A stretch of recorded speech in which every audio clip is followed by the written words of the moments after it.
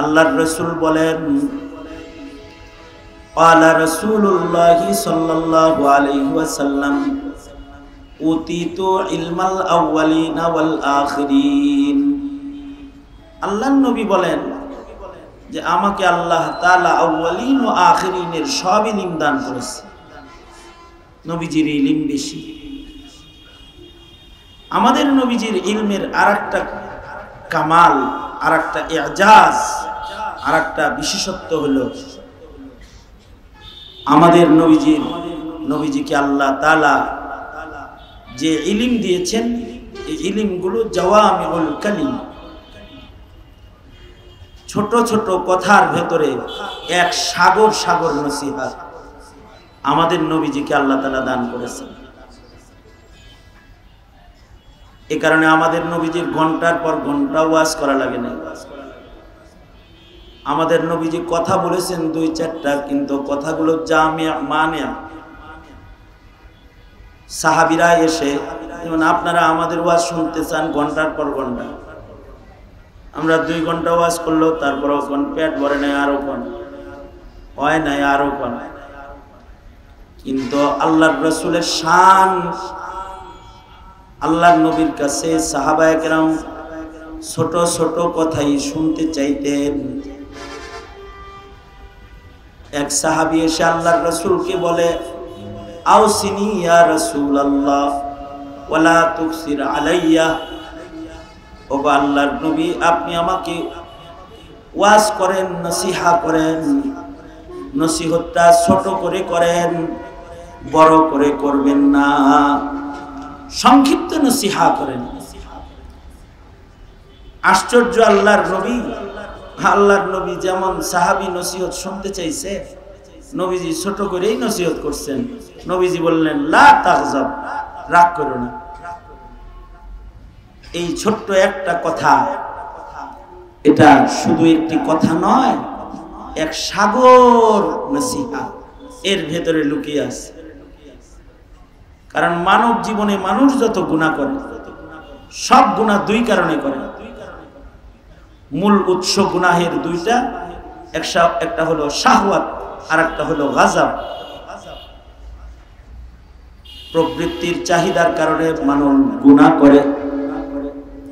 তো আল্লাহর রাসূল সাল্লাল্লাহু আলাইহি ওয়াসাল্লাম সাহাবীকে ছোট করে নসিহত করেছেন, লা তাগজাব, রাগ করো না। তার মানে নবীজি সাহাবীকে অর্ধেক গুনাহ থেকে, অপরাধ থেকে বাঁচার কৌশল নবীজি শিখায়া দিয়েছেন।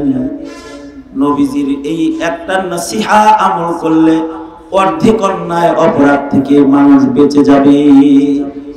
লা তাগজাব, রাগ করেন না। এ কারণে আল্লাহর রাসূলের রাগও কম ছিল।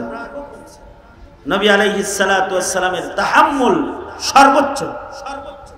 আমাদের মুরব্বীরা বলে, রেগে গেলেন হেরে গেলেন, রেগে গেলেন হেরে গেলেন, আর ধৈর্য ধরলেন তো জিতে গেলেন। এ কারণে সাহাবায়ে কেরামেরও ধৈর্য বেশি ছিল, নবীজিরও ধৈর্য বেশি, সাহাবায়ে কেরামেরও ধৈর্য বেশি, আইম্মায়ে মুজতাহিদিনদেরও ধৈর্য বেশি, আলেমদেরও ধৈর্য বেশি, ইমাম সাহেবেরও ধৈর্য বেশি। তাছাড়া ইমাম সাহেবের গায়ে বুঝি রক্ত মাংস নাই, যে উল্টা পাল্টা ব্যবহার করো ধৈর্য দেখে কিছু বলে না। তাছাড়া শিয়ালে যেমন মুরগি ধরে, তোমার ওইভাবে ধরে বলতে ধৈর্য না থাকে, ধৈর্য বেশি। আমাদের আইম্মায়ে মুজতাহিদিনদের ধৈর্য আজব ধৈর্য ছিল। সাহাবায়ে কেরামের ধৈর্য আশ্চর্য ধৈর্য। এক লোক ইমামে আজম আবু হানিফার ধৈর্য পরীক্ষা করতে এসেছে। আলেম তো বড়, ধৈর্য কিরকম দেখি, ধৈর্য পরীক্ষা করবে কেমনে? ইমামে আজম আবু হানিফা রাহমাতুল্লাহ আলাইহি তো আজব আবেদ ছিলেন। সুদীর্ঘ 40টা বছর ইশার ওযু দিয়া ফজর পড়েছেন, সারা রাত নামাজ পড়তেন, রাত্রে ঘুমাতেন না। ইমামে আজমের ঘুমের সময় ছিল জোহর থেকে আসর। কাইলুলার যে সময়টা, এই সময়টা একটু লম্বা করে উনি ঘুমায় নিতেন আসর পর্যন্ত। এই লোক ঘুমের টাইমে ডিস্টার্ব দিতে এসেছে, যে যখন তখন যাবো না, যখন ঘুমায় এই সময় যাবো।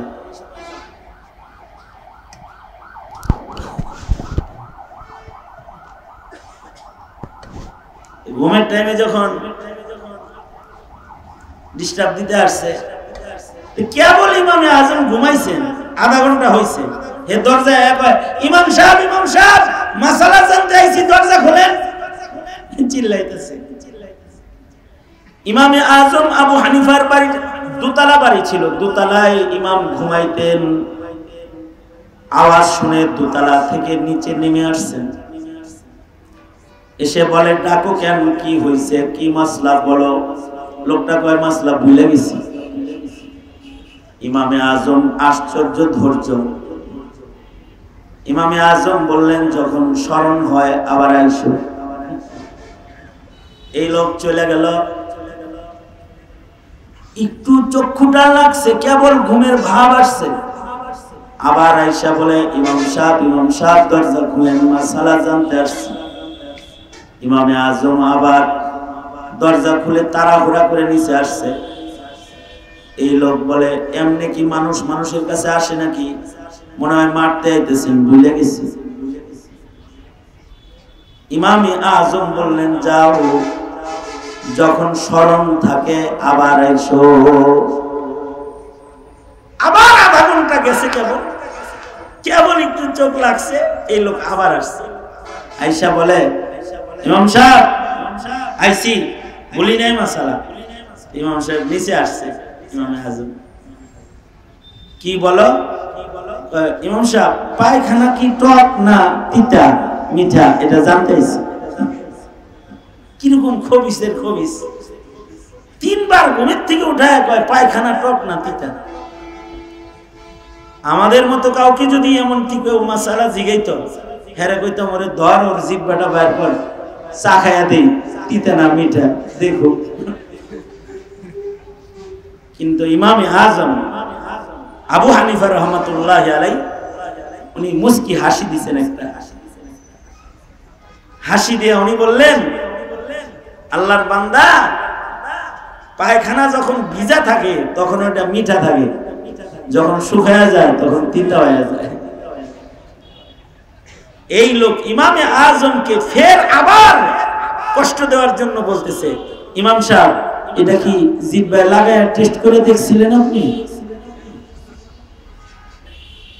ইমামে আজম আবু হানিফা বলে সব কিছু জিহ্বা দিয়ে টেস্ট করা লাগে না, মহান আল্লাহ মানুষকে আকল নামক দৌলত দান করেছেন, কিছু কিছু আকল দিয়েও বের করতে হয়। দেখো না, পায়খানা যখন ভিজা থাকে ওর উপরে মাছি বসে, মাছির স্বভাব মিষ্টি জিনিসের উপরে বসা, কিন্তু যখন শুকায়া যায় সেখানে আর মাছি আসে না, তিতা হয়ে যায়। লোকটা বলে ইমাম সাহেব আসলেই তুমি ইমামে আজম, কারণ তোমার ধৈর্য বেশি, তাই তুমি আল্লাহর কাছে মকবুল বেশি। লা তাগজাব, নবীজির ছোট্ট একটা নসিহত, লা তাগজাব। আলেমদের ধৈর্য যতটা আছে, সাধারণ ছাত্রদের ধৈর্য অতটা নেই। শাপলায় তলবে ইলমদের রক্ত যেভাবে নিয়েছে 16 বছরে, ঝাল মিটাইয়া দিত ছাত্ররা যদি এদের ধৈর্য না থাকত।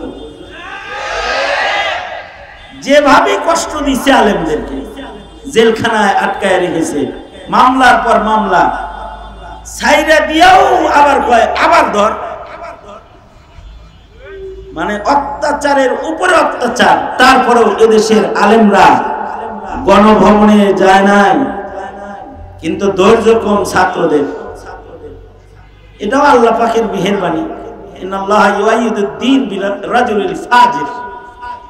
আল্লাহ তাআলা জালেম হটাইবেন তো, ছাত্র করে খালি একদিন রাজাকার কইছে, আম করে যে জন্মের পর থেকে রাজাকার শুনতাছি, কইতাছে টুপি দেখলেই কয় রাজাকার, টুপি দেখলেই কয় জঙ্গি। অথচ যারা প্রকাশ্যে দিবালোকে ধারালো অস্ত্র নিয়ে ঘুরে, ওরা হলো স্বাধীনতার সূর্য সন্তান। কিন্তু মৌলবীদের ধৈর্য বেশি, এ কারণে কিছু বলে না।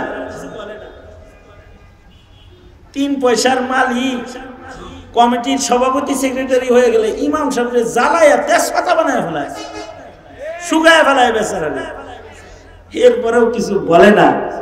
কারণ কি? ধৈর্য বেশি। আল্লাহু আকবার বলেন, ধৈর্য বেশি। আল্লাহর রাসূলেরও ধৈর্য বেশি। এ কারণে আল্লাহর রাসূল নসিহত করেন, সাহাবীকে বললেন লা তাগযাব লা তাগযাব। জাওয়ামিউল কালিম নবীর ছোট্ট নসিহতের ভিতরে এক সাগর নসিহত। কিয়ামত পর্যন্ত সকল উম্মতেরা যদি নবীর এই ছোট্ট একটি শব্দকে অনুসরণ করে আর এই শব্দের নসিহত যদি গ্রহণ করে, অর্ধেক গুনাহ থেকে বেঁচে থাকার শক্তি মহান আল্লাহ এক শব্দের মাধ্যমে গোটা উম্মতকে দান করবে। আরেকটা দৃষ্টান্ত বলি। আল্লাহর রাসূল ১৫০০ বছর আগে বলেছেন, দোনো হাত উপরে তুলেন তো, এক হাত নামান।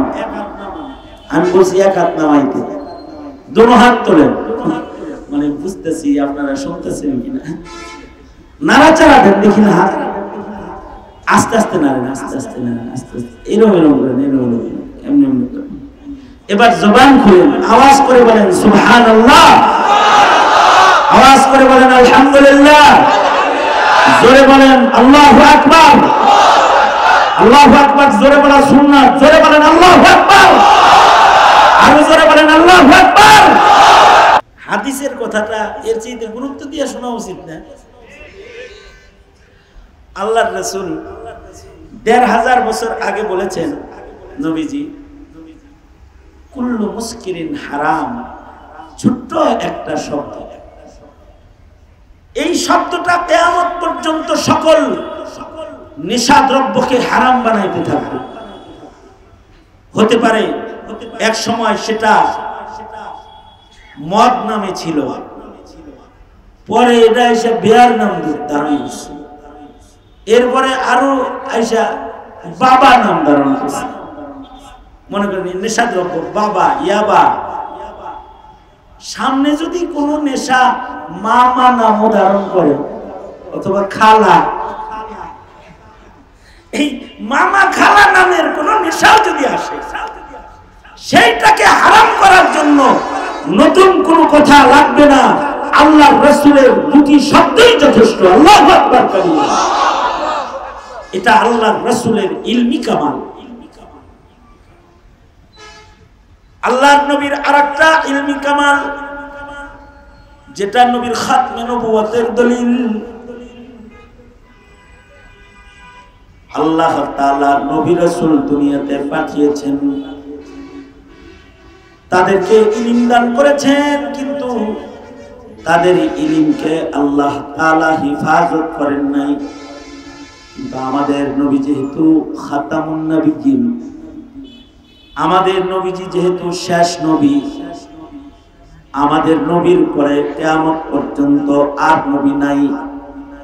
সঙ্গত কারণে সব নবী রাসূলদের ইলম হারিয়ে গেছে বটে, কিন্তু তার বন্ধু খাতামুন নবিয়্যিন রাহমাতুল লিল আলামিনের ইলম, এটা দুনিয়া থেকে কেউ মিটাইতে পারবে না।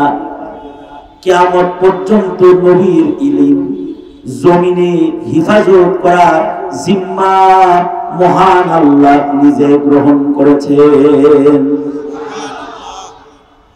ইলম থাকবে। ১৫০০ বছর আগে কোরআন যেমন ছিল এখনো তেমনি আছে, ইসরাফিলের বাঁশি বাজা পর্যন্ত তেমনি থাকবে। আল্লাহু আকবার জোরে করে বলেন। কারণ নবী খাতামুন নবিয়্যিন, কিয়ামত পর্যন্ত মানুষের নবীর ইলম কিয়ামত পর্যন্ত নবীর উম্মতকে পথ দেখাইতে থাকবে। আর একটা আশ্চর্য বিষয়, আজকাল তো খালি মৌলবী মাইনাস করো, তবলিগীরা কয় মোল্লা মাইনাস, চিল্লা লাগবো, মোল্লা লাগবো না। কিছু তবলিগীরা বলে সাল লাগবো, মাল লাগবো না, ইলিম যে একটা মাল এটা লাগে না, সাল লাগে। মোল্লা মাইনাস আমল। খানকা যারা করে, খানকা এখন এক সময় আলেম দিয়ে খানকা হতো, এখন গরু ছাগল দিয়েও খানকা হয়। শুধু গরু ছাগল না, খানকি দিয়েও খানকা হয়, নাচ আর গান আর বাদ্য দিয়েও এখন খানকা হয়। আলেম মাইনাস। সর্বোপরি দেশ যারা চালায়, এক সময় যারা দেশ চালাতো তারা মৌলবীর কাছ থেকে জিজ্ঞাসা করে করে দেশ চালাইতো। এটা ইতিহাস। রাজা বাদশাদের ইতিহাস পড়ো, ইসলামের ইতিহাস পড়ো। মুসলিম দেশের মুসলিম রাজারা নাস্তিকদের সাথে বুদ্ধি করে দেশ চালাতো না, তারা দেশ চালাইতো আলেমের সাথে বুদ্ধি করে। কিন্তু আজব আমল, আজগবি যুগ, এখন মোল্লা মাইনাস। এ কারণে যারা দেশ চালায় তারা উপদেশটাতেও আলেম নিতে রাজি না, নাট্যকার নিতে রাজি, নাস্তিক নিতে রাজি, শাহবাগীদের নিতে রাজি, আলেম নিতে রাজি না। তার মানে কি? আলেম মাইনাস, আলেমরে বাদ দাও। শিক্ষা কমিশন গঠন করবে 17 কোটি মুসলমানের দেশের শিক্ষা কমিশন, এখানে মোল্লা মাইনাস কর্মসূচি, নাস্তিক প্লাস মোল্লা মাইনাস, মৌলবীরে রাখা যাবে না। আসল কথা হলো আলেমদেরকে আসলে ভয় পায়। আলেমদেরকে কি কয়? ওরা যে বলে না যে এরা এই অশিক্ষিত, মৌলবীদেরকে অশিক্ষিত বলতে চায়, বুঝাইতে চায় আমাদের মতো শিক্ষিত লোকের সাথে হের মতো মোল্লা চলে না। আসলে একটা মোল্লার সাথে তোমার মতো 24টা শিক্ষিত চলে না। আসলে কিন্তু ভয় পায়। ভয় পাওয়ার একটা কারণ আছে, কারণ শয়তানের কাছে আবেদ যতটা ভয়ঙ্কর, তার চাইতে অনেক বেশি, 1000 গুণ বেশি ভয়ঙ্কর হলো শয়তানের কাছে আলেম। কথাটা আমার না, কথাটা জাওয়ামিউল কালিম নবীর কথা। আল্লাহর রাসূল বলেন, ফাকিহুন ওয়াহিদুন আশাদ্দু আলা শাইতান মিন আলফি আবিদিন। আল্লাহর রাসূল বলেন 1000 চিল্লা সালওয়ালারে শয়তান যত ভয় না পায়, একটা মৌলবীরে তার চাইতে বেশি ভয় পায়। কে বলেছে? এই কথা বলেন না, কে বলেছে? আল্লাহর রাসূল বলেছেন একজন ফকিহ, একজন আলেমে দ্বীন 1000 আবেদের চাইতে শয়তানের উপরে বেশি প্রভাব রাখে। কারণ আলেমের কাছে ইলম আছে, ফাঁক ফুকর দিয়ে নাজায়েজ কথাও বলা যায় না।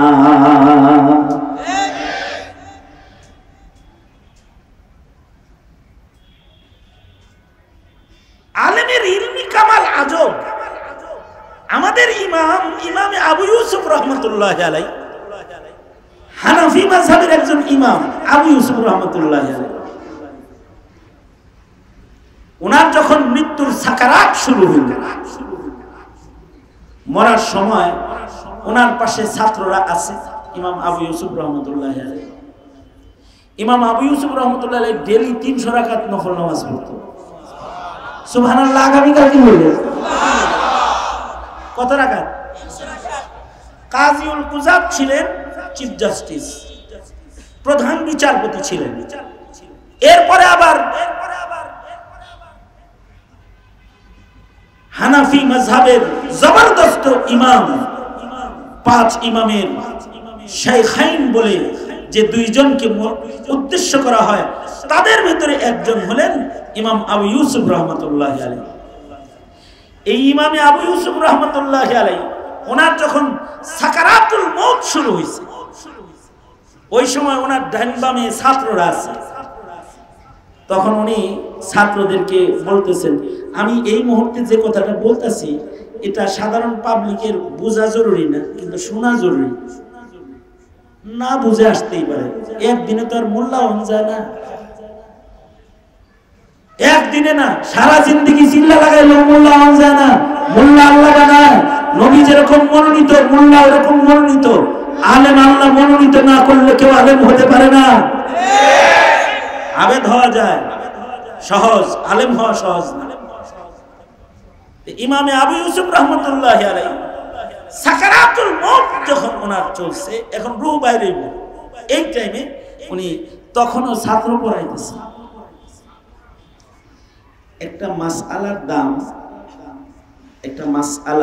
1000 রাকাত নফল নামাজের চাইতে বেশি। মরার আগেও নিজের ছাত্রদেরকে একটা মাসআলা শিখাইতেছে আর কি। মৃত্যুর আগ দিয়ে বলতেছে ছাত্রদেরকে, এই ছেলেরা, হজে যে শয়তানরে কঙ্কর মারে, জামারা শয়তানরে যে 3 দিন কঙ্কর মারে, এই 3 দিন কঙ্কর কি পায়ে দল মারবে, পায়ে হাইটা মারবে, নাকি সাওয়ারিতে চইরা মারবে? এটা হলো ইমাম আবু ইউসুফের প্রশ্ন। হেদায়ের হাসিয়াতেও ঘটনাটা আছে। তো ইমামে আবু ইউসুফ রহমতুল্লাহের প্রশ্ন, ছাত্রদের কেউ বলল যে পায়ে দল মারবে, কেউ বলে সাওয়ারিতে মারবে। ইমামে আবু ইউসুফ বললেন, না, যেই রমির পরে রমি আছে, অর্থাৎ 3 দিন শয়তানকে কঙ্কর মারা লাগে, 2 দিন পায়ে দল মারবে। যেই রমির পরে দোয়া আছে, ওই রমি পায়ে হাইটা মারবে। আর যে রমির পরে রমি নাই, দোয়া নাই, এই রমিটা সাওয়ারিতে চইরা মাইরা চলে যেতে পারবে। মাসালাটা শিখাই। একদিক দিয়ে মাসআলা শিখানো শেষ হলো, আর একদিক দিয়ে ইমাম আবু ইউসুফের রূহ কবজ হয়ে গেল, চলে গেলেন।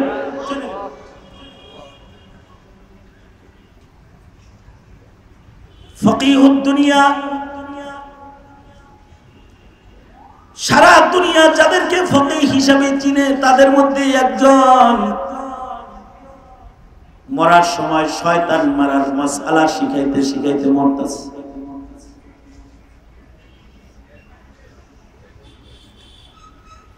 আনোয়ার শাহ কাশ্মীরি রহমাতুল্লাহি আলাইহি শারিহুল বুখারী ওয়া তিরমিজি, আনোয়ার শাহ কাশ্মীরি রহমাতুল্লাহি আলাইহি বলেন, আসলে ইমাম আবু ইউসুফ রহমাতুল্লাহি আলাইহি ওনার রূহ কবজ করার জন্য আজরাইল যখন আসছে, আজরাইলরে যেমন উনি দেখতেছিলেন, ওনার ঈমান নেওয়ার জন্য যে শয়তান আসছে, শয়তানকেও উনি খাড়া দেখতেছিলেন। শয়তানরে যাইতে কয় না, শয়তান যেন কাছে না আসে। মৃত্যুর সময় নিজের ছাত্রদেরকে শয়তান মারা শিখাইতেছে, যে পায়ে হাইটা 2 দিন কঙ্কর মারবি, সাওয়ারিতে 1 দিন কঙ্কর মারতে পারবি, কঙ্কর মারা শিখাইতেছেন। আর ইবলিসকে বুঝাইতেছেন, কাছে আসিস না, আমি কিন্তু ইব্রাহিমের ছেলে, আইবি তো কঙ্কর মাইরা কিন্তু জিন্দেগি খতম করে ফেলাম। একদিক দিয়ে মাসআলা শিখাইতেছেন, মাসআলার দাম নামাজের মতো ইবাদতের চেয়ে বেশি। আর একদিকে মৃত্যুর সময় শয়তান মারার মাসআলা শিখায়া শয়তান তাড়াইতেছেন, শয়তানকে ভয় দেখাইতেছেন। ফকিহুন ওয়াহিদুন আশাদ্দু আলা শাইতানি মিন আলফি আবিদিন। আলেমের কাছে তো ইলম আছে, তার কর্মকাণ্ড, তার পদক্ষেপ এটা সাধারণদের মতো না, এটা একটু আলাদা। এটার কারণ হলো তার ইলমি কামাল। কিন্তু এখন তো আলেম মাইনাস কর্মসূচি, আলেমরে মাইনাস করা। একটা জমানা ছিল আলেম না হইলে গুরুস্থানেও জায়গা পাওয়া যেত, একটা জমানা ছিল। টাকা পয়সা খরচ করে বিদেশ তো অনেকেই সফর করো, যাও উজবেকিস্তান সফর করে আসো। উজবেকিস্তানে একটা কবরস্থান আছে, ওখানে লেখা আছে, গুরুস্থানে সাইনবোর্ড দেওয়া থাকে, এক সময় ছিল গুরুস্থানে সাইনবোর্ড যে এই গুরুস্থানে যাকে তাকে ঢুকাইবে না, এটা ওসিয়ত নামার ভিতরে লেখা ছিল। ঢাকা জাহাঙ্গীরনগর বিশ্ববিদ্যালয়ের গেটে লেখা দেখলাম একবার যে ছাত্রলীগ ঢোকা নিষেধ। আমি এমনি যা লেখা দেখছি তাই কইতাছি, কিন্তু কি লেখা? ভালো করে কই লেখা? বিশ্ববিদ্যালয়ের গেটে লেখা ছাত্রলীগ প্রবেশ নিষেধ। ঢাকা বিশ্ববিদ্যালয়ের কয়েকটা হলেও লেখা দেখছি, স্বাধীনতার পর লেখা দেখছি ছাত্রলীগ ঢোকা নিষেধ। এখনো আছে কিনা আল্লাহ জানে। উৎপাতে এগুলো লিখে দিছে। এক সময় গুরুস্থানে লেখা থাকলো জাহেল কবরস্থানে ঢোকা নিষেধ, এখানে ঢুকতে হলে 1 লক্ষ হাদিস মুখস্থ থাকতে হবে, তারপরে কবরস্থানের জায়গা পাবে, এটা লেখা থাকতো। গুরুস্থানের নাম মাকবারায়ে মুহাম্মাদিয়া। 2টা শর্ত, কবরস্থানে কেউ ঢুকতে চাও নাম মুহাম্মদ হইতে হবে, 2য় নাম্বার শর্ত 1 লাখ হাদিস সনদ সহ মুখস্থ থাকতে হবে। তোমরা বাচ্চা গেছ, এই দেশের মৌলবীরা ওই পুরান ইতিহাস বইলা বইলা জাতিরে সচেতন করে নাই। যদি সচেতন করত, আর যদি গুরুস্থান অক্ষকারীরা খালি লিখতো, আজিমপুর গুরুস্থানে যদি লেখা থাকতো বেনামাজি ঢোকা নিষেধ, খালি যদি লেখা থাকতো, যারা নমাজ পড়ো না কবরের জায়গা তালাশ করে পাইতে না, বাংলাদেশে কবরের জায়গাও খুঁজে পাইতে না। সেখানে নাস্তিকতা করেও স্বপ্ন দেখো মুসলমান হিসাবে থাকতে, কাদিয়ানীর পক্ষ গ্রহণ করো। তোমরা কল্পনা করো মুসলিম দলে থাকতে, এত সোজা না, কিন্তু এত সোজা না। আমরা এ সকল সরলতা প্রদর্শন করেছি জাতির স্বার্থে। এ কারণে ফাঁসি লয়ে মরছে, হেরেও গুরুস্থানে জায়গা দেয়। এটা আমাদের শিথিলতা। আল্লাহ যদি কোনো কারণে তাকে মাফ করে, এ কারণে শিথিলতা উলামায়ে কেরামের এই শিথিলতাকে দুর্বলতা মনে করে আলেমদেরকে বাদ দিতে চাও, আলেমদেরকে কমিশনে রাখবা না, আলেমদেরকে উপদেষ্টা পরিষদে রাখবা না, সরকার চালাইবা মুসলমানের দেশে, আলেমের মূল্যায়ন করবা না, নাস্তিকের মূল্যায়ন করবা, তো জাতি সময় মতো আবার জবাব দিতে পারে। সুতরাং ইলমের মূল্যায়ন করা জরুরি, আলেমের মূল্যায়ন করা জরুরি। সুতরাং ইলমের মূল্যায়ন করব ইনশাআল্লাহ। বলেন দাওয়াত ও তাবলীগ উলামায়ে কেরামের মাতাহাতে করব, খানকা উলামায়ে কেরামের মাতাহাতে চালাবো। আমাদের জিন্দেগীর যত কাজ আছে সকল কাজের জায়েজ নাজায়েজ জানার জন্য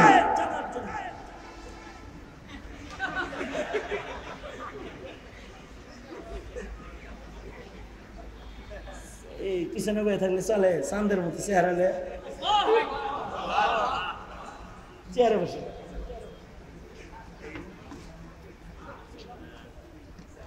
দোস্তা পড়ছে, ভালো হয়েছে। আমার খুব শরীরটা খারাপ, কথা সংক্ষেপ করা দরকার। শোনেন,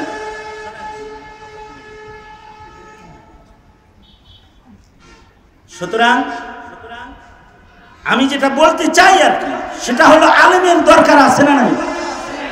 আওয়াজ করে জোরে বলেন, আছে না নাই? বিজ্ঞান যত বেশি পড়বা মোল্লার হাজত তত বেশি করবে। বিজ্ঞান যত বেশি পড়বা, বিজ্ঞানের উন্নতি যত করবা, তত মোল্লার প্রয়োজন বেশি পড়বে। কেমনে পড়বে? খালি এই কথাটা উদাহরণস্বরূপ বলতেছি, আশ্চর্য একটা হাসির কথা। মুফতি আজম শফি রহমতুল্লাহ আলাইহি উনি বলছেন, বিজ্ঞানের উন্নতি যত বেশি বাড়বে মোল্লার দরকার তত বেশি হবে। এখন বিজ্ঞানের উৎকর্ষের দেশ না, মোল্লার দরকার বেশি।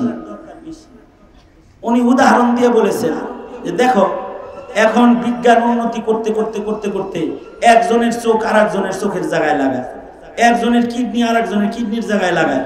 আচ্ছা দেখেন তো, পেঁয়াজ তো একটা দুইটা না, আপনি চোখ দিয়ে পড়তেন কোরআন শরীফ, এই চোখ দিয়ে দেখেন সিনেমা, ভেজাল লাগছে না? গুনাহ কার আমল নামায় যাইব?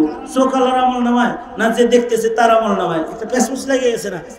আল্লাহ তো দিয়েছিল চোখটা আপনারে, আপনি দিলেন আর একজন। আচ্ছা এগুলো তো খুব সহজ জিনিস। কিডনি আপনারে দিছে, আপনি দিলেন আর একজন।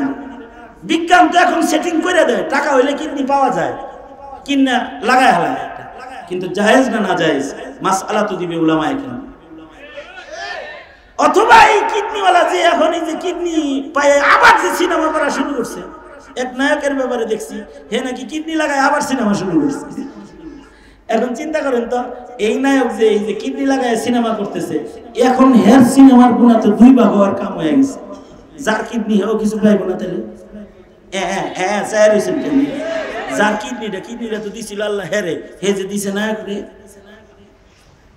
এর চেয়ে আশ্চর্য কথা হইল, মুফতি আজম বলছেন একটা সময় আসবে যখন মানুষ কিডনি ট্রান্সফার না নুন ট্রান্সফার করবে। মানে দারিদ্রতার কারণে দেখা যাবে যে পুরো সঙ্গ বেচালাইছে, রক্ত বেঁচে নাই, কিডনি বেঁচে নাই, সোনা বেচালাইছে। বুঝলেন নাই কথাটা? এখন বিজ্ঞানের উন্নতি মনে করেন এত বাড়ছে যে সে একজনের নুনু আর একজনের নুনুর জায়গায় সেটিং করে আনছে। আচ্ছা যদি করেন মনে করেন করে ফেলাইল, করার পরে হে যদি বিয়া করে, বিয়ার পরে যদি একটা ছেলে হয়, এখন মাসআলা আসবে এই ছেলেটা আব্বা কাকে বলবে? যার নুনু কাইটা আনছে হেরে বলবে, যার যৌবন শক্তি ব্যবহার হয়েছে তাকে আব্বা